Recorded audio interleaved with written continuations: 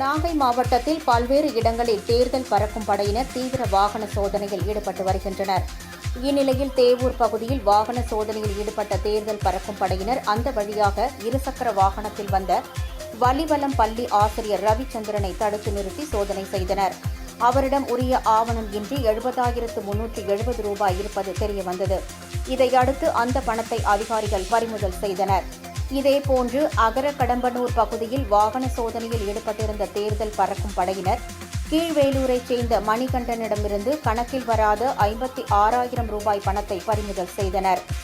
கொலப்பாடு பகுதியில் மேற்கொண்ட வாகன சோதனையில் சிவகங்கையைச் சேர்ந்த லாரி ஓட்டுநர் பார்த்த சாரதியிடமிருந்து 62,150 ரூபாய் பணத்தை பறக்கும் படையினர் பறிமுதல் செய்தனர்.